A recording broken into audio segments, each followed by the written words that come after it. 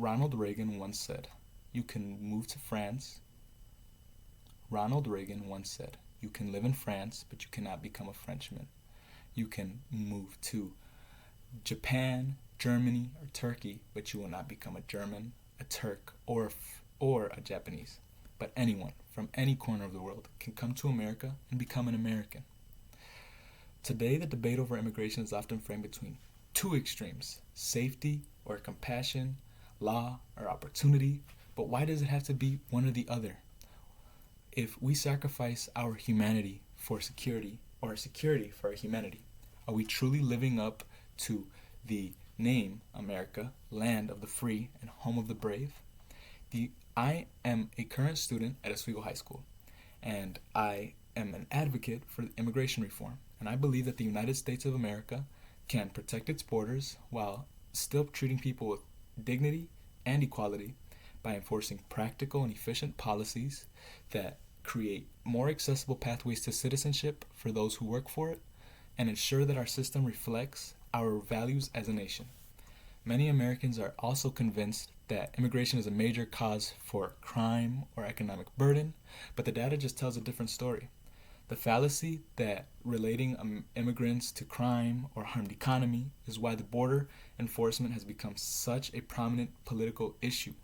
However, studies from the National Academy of Sciences in 2020 found that undocumented immigrants are arrested at about half the rate of a native-born American for violent crimes or drug-related crimes. They are also significantly less likely to be incarcerated, per Scientific American study in 2020. Additionally, our current immigration enforcement is extremely expensive. According to the Cato Institute and the National Academy of Sciences, in a span of 4 years, we will be spending $170 billion on immigration enforcement, which is costing around $17,000 per person, per gig effect. Over a decade, this will cost nearly $1 trillion.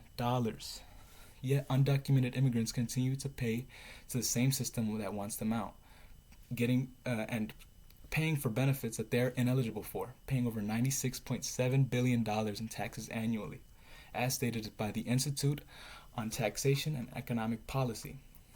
Although this evidence challenges the narrative that immigrants are somehow a burden, and instead of spending such a tremendous amount on getting them out, we can actually spend our money on targeting nonviolent individuals and spending less of our tax money as a result. A smarter system that protects both our safety and our economy. But beyond data, this issue is rooted deeply personal to me. Both of my parents came to America with little to nothing. They were born in Mexico, and my father was born in rural Michoacan and slept on dirt floors. My mother was raised in San Luis Potosí.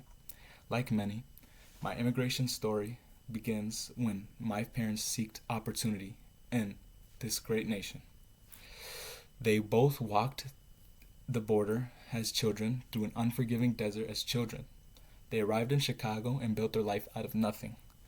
They worked hard, never relied on government support, and eventually even got their citizenships following an immigration reform in 1986. Despite coming here illegally, my parents weren't freeloaders or criminals.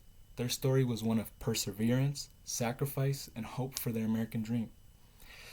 I stand here today delivering this speech because my parents gave me a chance, and I believe that we should give the same chance to everyone who works for it.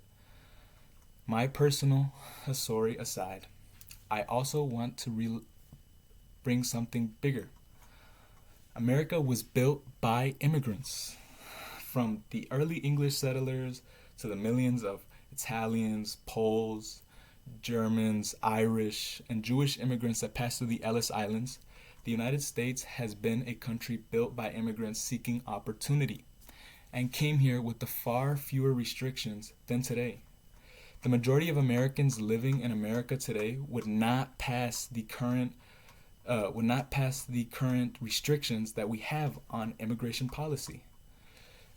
Now, most Americans today are direct descendants of these individuals who would not meet the immigration requirements at all today. This highlights the clear contradiction, how so many are so proud of their heritage and story of of immigration, yet choose to criticize those who wish to follow the same path today? I bring this up today not to say we should ignore the law, but rather a reminder to ourselves that we value different things as a nation. With all of this on the table, what is the solution? It's very simple. Balance. The United States of America should enforce homeland security and border security while creating realistic, fair opportunities for legal entry. Meaning we can focus more on removing criminals and the trafficking of drugs through our borders by not targeting hardworking, nonviolent immigrants. We can easily create a faster, more accessible pathways to citizenship through work programs, quick and easy processing, and clear requirements to assure applicants come here to contribute to our nation. We can also protect immigrants from exploitation by holding employers accountable and ensure fair wages. We will quickly find that when people are treated with dignity and given the chance that we were given, they are more likely to follow the law. This balanced approach will strengthen our national security, boost our economy, and reflect our values as a nation. The United States of America does not have to choose between security and humanity. We can achieve both through effective policy and fair opportunity. So, I encourage everyone today to think beyond red and blue and support leaders that will support your policies, that will meet in the middle. And in the words of the great philosopher Aristotle, the true virtue isn't an extreme. It is in the middle of two extremes. Thank you.